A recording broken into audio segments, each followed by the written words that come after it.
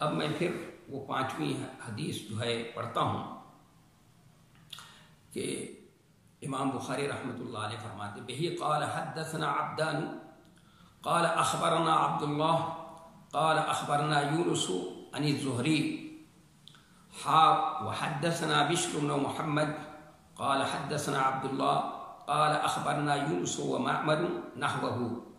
عن الزهري اخبرني عبيد الله بن عبد الله عن ابن عباس قال كان رسول الله صلى الله عليه وسلم اجود الناس وكان اجود ما يكون في رمضان اور وكان اجود ما يكون في رمضان بھی پڑھ سکتے ہیں، منصوب بھی پڑھ سکتے ہیں، مرفوع، لیکن مرفوع پڑھنا زیادہ بہتر ہے۔ وكان اجود ما يكون في رمضان حين يلقاه جبريل وكان يلقاه في كل ليلة من رمضان فيدارسه القرآن فلرسول الله صلى الله عليه وسلم اجود بالخير من الريح المرسلة۔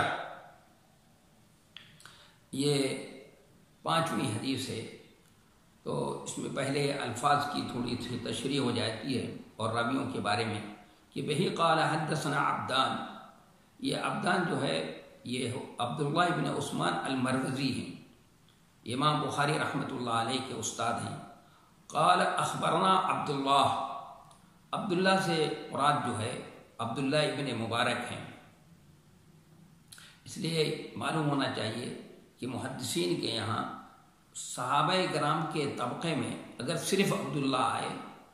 اور وضاحت نہ ہو تو اس سے عبداللہ ابن مسعود مراد ہوتے ہیں، اور تابعین کے طبقے میں اگر صرف عبداللہ آئے تو اس سے عبداللہ ابن مبارک مراد ہوتے ہیں۔ تو یہاں اخبرنا عبداللہ و ابن مبارک، عبداللہ ابن مبارک مراد ہے۔ قال اخبرنا یونس هو ابن یزید العیلی، یونس ابن یزید العیلی ہیں یہ۔ عن الزہری، امام ابن شہاب زہری یہ گزر چکے ہیں، پہلے بتا چکا ہوں، یہ بہت مشہور راوی ہیں۔ یہ جو ہے یہ تحویل کے لیے محدثین استعمال کرتے ہیں۔ بخاری کے اندر یہ پہلی مرتبہ ابھی تحویل کی آئی ہے، اس سے پہلے بھی تحویل کی ایک شکل جو دوسری شکل ہے جو بہت کم استعمال ہوتی ہے محدثین کے یہاں، وہ اس کی ایک نظیر گزری ہے ہمارے سامنے، لیکن وہاں پر نہیں ہے، یہاں پر محدثین جو ہے وہ تحویل کو نقل کرتے ہیں تو اس کے بیچ میں کو رکھتے ہیں۔ اس کو پڑھنے کا طریقہ ہے کہ اس کو ذرا شدت جو ہے کھینچ کر پڑھا جاتا۔ وحدثنا بشر بن محمد، حدثنا بشر بن محمد قال حدثنا عبداللہ سے مراد وہی عبداللہ ابن مبارک ہیں۔ قال اخبرنا یونس ومعمر نحوه، یہ محدثین جو ہے نحو کا لفظ اور مثل کا لفظ بھی استعمال کرتے ہیں۔ مثل کا لفظ جب استعمال کرتے ہیں تو اس کا مطلب یہ ہوتا ہے کہ وہ 2 طریق سے جو روایت یہ ہے منقول ہے، یا 2 یا 3 طریق سے، اس کے الفاظ ہو بہو یکساں ہیں، بالکل کوئی فرق نہیں ہے، لیکن نحو کا لفظ جب استعمال کرتے ہیں تو اس میں یہ ہوتا ہے یعنی روایت بالمعنی، یعنی الفاظ تھوڑے کچھ بدلے ہوں گے لیکن مفہوم نہیں بدلنا چاہیے۔ تو نحوہ کا مطلب ہے کہ ان عبداللہ بن المبارک حدث به عبدان عن یونس وحدہ، کہ عبدان نے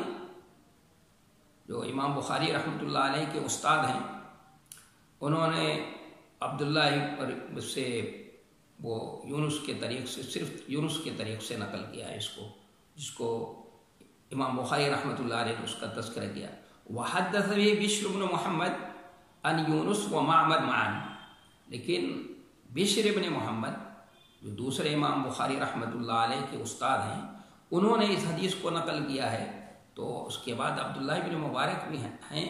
لیکن انہوں نے یونس اور معمر دونوں سے روایت کیا ہے، اس کو دونوں سے ایک ساتھ روایت کیا، بل بالمعنی فعن معمر، لیکن معنی جو ہے معمر سے جو روایت ہے اس میں تھوڑے الفاظ بدلے ہیں، تھوڑا سا فرق ہے، یعنی الفاظ میں یکسانیت نہیں ہے، اس کی طرف اشارہ کیا ہے امام بخاری رحمۃ اللہ علیہ نحوہ کہہ کر۔ انی الزہری اخبرنی عبید اللہ، یہ عبید اللہ جو ہیں ابن عبداللہ ابن عتبہ ابن مسعود، یہ عبید اللہ ہوا ابن عبداللہ، یعنی عبداللہ ابن عتبہ ابن مسعود بیٹے اللہ، یہ اس حدیث میں راوی ہیں اور یہ کس سے روایت کر رہے ہیں؟ عن ابن عباس رضی اللہ عنہما، عبداللہ ابن عباس رضی اللہ تعالی عنہما مشہور صحابی ہیں، ہم سب جانتے ہیں ان کو، اور رئیس المفسرین ہیں، ابھی ان کا تذکرہ اس سے پہلے بھی گزر چکا ہے اور پھر ابھی بار بار آئے گا، تو پھر میں اس وقت جو ہے مزید کچھ ان کے بارے میں بتاؤں گا۔ قال کان رسول اللہ صلی اللہ علیہ وسلم اجود الناس، کان رسول اللہ صلی اللہ علیہ وسلم اجود الناس، اجود جاد یجودو کے معنی ہوتے ہیں سخاوت کرنا، فیاضی کرنا، تو جاد بالمال بھی استعمال کرتے ہیں، اور جاد بالنفس یعنی مال کو سخاوت کرنا، فیاضی کرنا، اور جاد بالنفس یعنی جان کا نذرانہ پیش کرنا، گویا یہ عام لفظ ہے۔ اور ایک لفظ ہے سخا یسخو یا سخ یسخا، یعنی سخا یسخو کے معنی ہوتے ہیں سخاوت اور فیاضی کرنا، یعنی مال خرچ کرنا، تو مال کے ساتھ خاص ہے۔ سخیا یسخا کے معنی سخی ہونا، فیاض ہونا لازم استعمال ہوتا ہے، اور سخا یسخو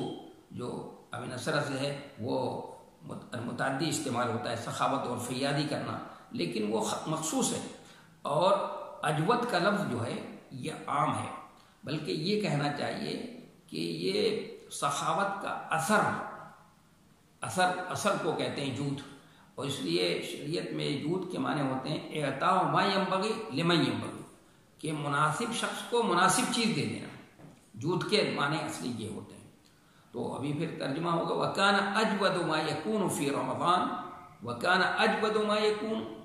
اجود میں نے بتایا کہ اس کو مرفوع پڑھنا ہی زیادہ بہتر ہے، تو کان اجود پڑھیں گے ما یکون، تو اجود جو ہے یہ مبتدا اور خبر ہو کر کے کانا کا اسم ہوگا، اور فی رمضان اس کی جو ہے وہ خبر ہوگی۔ اور ایک دوسری ترکیب بھی یہ کر سکتے ہیں کہ کانا اجود، یہ کانا کا اسم مان لیں، اور ما یکون فی رمضان اس کی خبر مانیں، اور کان اجود ما یکون اگر پڑھیں گے اجود منصوب پڑھیں گے تو کانا کے اندر ضمیر ہوگی جو اس کا اسم ہوگا، اور وہ ضمیر لوٹ رہی ہوگی جناب نبی کریم صلی اللہ علیہ وسلم کی طرف، لیکن اس کو مرفوع پڑھنا زیادہ بہتر ہے۔ وَكَانَ أَجْوَدُ مَا يَكُونُ فِي رَمَضَانَ حِينَ يَلْقَاهُ جِبْرِيلُ، جبریل علیہ السلام مشہور معروف فرشتے ہیں، وَكَانَ يَلْقَاهُ فِي كُلِّ لَيْلَةٍ مِّن رَمَضَانَ فَيُدَارِسُهُ الْقُرْآنَ، دارس یدارس، مدارس ترجمے آتے ہیں دور کرنا۔ فَلَرَسُولُ اللَّهِ صلی اللہ علیہ وسلم اجود بالخیر من الریح المرسلہ، اجود بالخیر من الریح المرسلہ، ریح المرسلہ وہ ہوا جو چھوڑی گئی ہو، اس لیے مرسلہ کی قید لگائی ہے کیونکہ ہوائیں وہ ہوا جو ہے وہ نقصان دہ بھی ہوتی ہے، جس سے نقصان بھی پہنچ جاتا ہے اور بہت بگاڑ اور تباہی بھی بچ جاتی ہے، لیکن یہاں پر اس کے ساتھ ساتھ المرسلہ جو خیر کے لیے ہوا چھوڑی گئی، جس میں خیر ہی خیر کا پہلو ہو، اس سے تشبیہ دیا ہے جناب نبی کریم صلی اللہ علیہ وسلم کے خیر کو، آپ کی سخاوت اور فیاضی کو انہوں نے تیز چلنے والی ہوا سے جو ہے تشبیہ دیا ہے۔ اس میں کیا معنویت ہے ابھی جو اس کی وضاحت ہوگی تو ہم لوگ سمجھ جائیں گے۔ پہلے حدیث کا ترجمہ کرتا ہوں کہ بہی قال حدثنا عبدان، امام بخاری رحمۃ اللہ علیہ نے فرمایا کہ ہم سے ہمارے استاد عبدان نے، جو عبداللہ ابن عثمان المروزی ہیں، انہوں نے بیان کیا، انہوں نے کہا کہ ہم سے عبداللہ ابن مبارک نے بیان کیا، انہوں نے کہا ہم سے یونس نے بیان کیا، اور انہوں نے امام ابن شہاب زہری رحمۃ اللہ علیہ سے وہ اس روایت کو نقل کیا۔ یہ تحویل کے لیے استعمال کیا ہے، ابھی تحویل کی تشریح کے وقت میں اس کی دو قسمیں ہوتی ہیں، اور کس قسم کا زیادہ چلن ہے اس کی وضاحت کر دوں گا، جبکہ ایک مرتبہ پہلے ہو چکی ہے وضاحت، لیکن پھر دوبارہ بھی کر دوں گا۔ وحدثنا بشر بن محمد، امام بخاری رحمۃ اللہ نے فرمایا کہ بشر بن محمد نے ہم سے بیان کیا، انہوں نے کہا ہم سے عبداللہ ابن مبارک نے بیان کیا، انہوں نے کہا کہ ہم سے یونس اور معمر نے اسی جیسے بیان کیا، اور انہوں نے زہری سے روایت کی، وہ کہتے ہیں کہ اخبرنی عبید اللہ، زہری کہتے ہیں کہ مجھے عبید اللہ ابن عبداللہ ابن عتبہ نے خبر دی، اور وہ عبداللہ ابن عباس سے روایت کرتے ہیں کہ عبداللہ ابن عباس رضی اللہ عنہ نے فرمایا کان رسول اللہ صلی اللہ علیہ وسلم اجود الناس، کہ نبی صلی اللہ علیہ وسلم لوگوں میں سب سے زیادہ فیاض تھے، سخی اور فیاض تھے آپ صلی اللہ علیہ وسلم۔ وَكَانَ أَجْوَدُ مَا يَكُونُ فِي رَمَضَانَ حِينَ يَلْقَاهُ جِبْرِيلُ، اور رمضان المبارک میں جب آپ سے جبریل امین ملتے تھے تو اور زیادہ سخی ہو جاتے تھے آپ۔ وَكَانَ يَلْقَاهُ فِي كُلِّ لَيْلَةٍ مِّن رَمَضَانَ، اور واقعہ یہ تھا کہ جبریل امین آپ سے رمضان المبارک کی ہر پر نور رات میں ملا کرتے تھے، ملاقات کرتے تھے۔ فَيُدَارِسُهُ القرآن، تو وہ آپ سے قرآن مجید کا دور کرتے تھے۔ فَلَرَسُولُ اللَّهِ صلی اللہ علیہ وسلم اجود بالخیر من الريح المرسلہ، اگر کہ رسول اللہ صلی اللہ علیہ وسلم خیر کے سلسلے میں یا سخاوت اور فیاضی کرنے میں تیز چلنے والی ہوا سے بھی زیادہ جو ہے سخی اور فیاض تھے۔ رسول اللہ صلی اللہ علیہ وسلم، نبی صلی اللہ علیہ وسلم، غرض کہ رسول اللہ صلی اللہ علیہ وسلم خیر کو عام کرنے میں، پھیلانے میں، اس کو خرچ کرنے میں، فیاضی پر دینے میں، وہ چھوڑی ہوئی ہوا سے، تیز ہوا سے بھی زیادہ کیا تھے، زیادہ سخی اور فیاض تھے جناب نبی کریم صلی اللہ علیہ وسلم۔ تو یہ حدیث ہمارے سامنے ہے جس میں عبداللہ ابن عباس رضی اللہ تعالی عنہما نے جناب نبی کریم صلی اللہ علیہ وسلم کا تعارف کرایا ہے، اور بہت ہی اچھے انداز سے جناب نبی کریم صلی اللہ علیہ وسلم کا تعارف کرایا ہے، اور ظاہر ہے کہ وہ بھی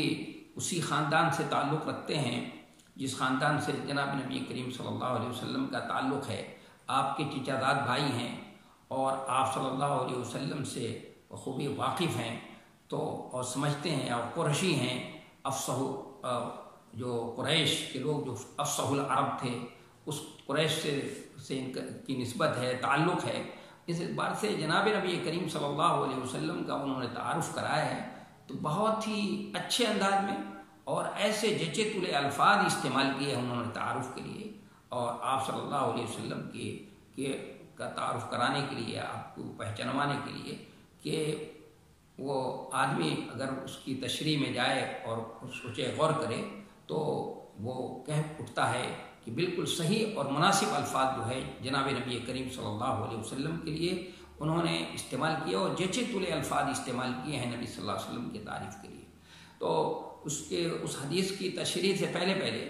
اس میں جو تحویل ہے، جو پہلی مرتبہ بھی بخاری کے اندر ہے، مسلم میں تو بہت زیادہ ہے، بخاری میں بھی ہے لیکن کم ہے، اور ترمذی کے اندر بھی ہے، اور حدیث کی کتابوں میں ہے، لیکن مسلم میں زیادہ ہے، بخاری کے اندر کم ہے۔ تو میں نے بتایا تھا کہ تحویل کی دو شکلیں ہوتی ہیں، یعنی محدثین کے یہاں اگر کوئی حدیث ان کو دو طریق سے ملی ہے، دو سند سے یا دو سے زائد سے ملی ہے، تو ہر سند کو الگ الگ اگر نقل کیا جائے تو سند طویل ہو جائے گی، تو اس لیے اس کے لیے یہ کرتے ہیں کہ شروع سند سے اگر دو یا تین ہیں اور آگے چل کر کہیں پر کسی استاد پہ جا کر وہ سب ایک ہو جاتے ہیں، تو وہاں تک سند کو ذکر کیا جاتا ہے، اور اس شخص کو جہاں پر ایک ہوتی ہے اس کو مدار سند مان لیا جاتا ہے، وہ مدار سند ہوتا ہے۔ تو اور جتنی بھی سندیں ہوتی ہیں دو یا تین، اس کو ہاں کہہ کر کے بیان کر دیا جاتا ہے تاکہ فرق محسوس ہو جائے کہ بھئی ایک سند یہ ہے، پھر دوسری سند، دوسرا طریق یہ بھی ہے، تو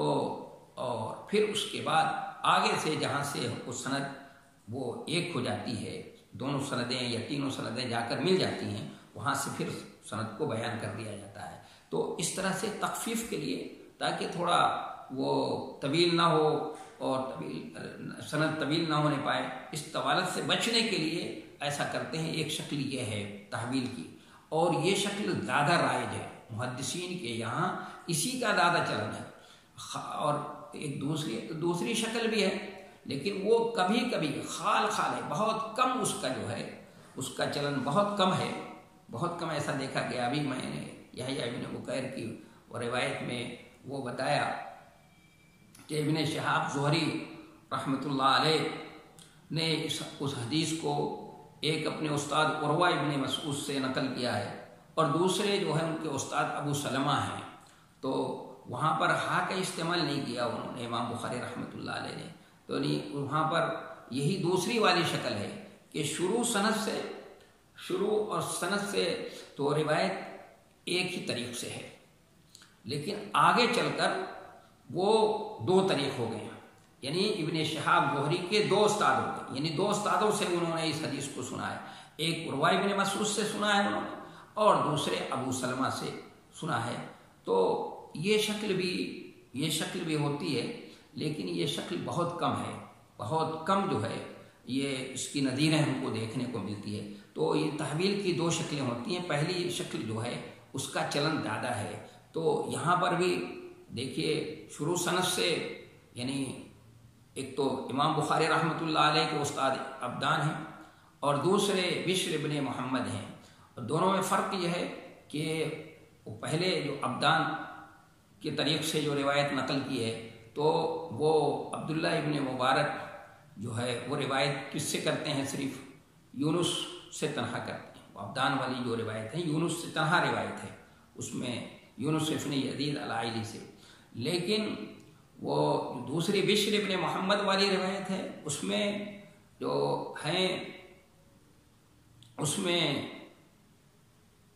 ان سے یونس اور معمر دونوں سے روایت ہے، دونوں سے ساتھ کرتے ہیں روایت،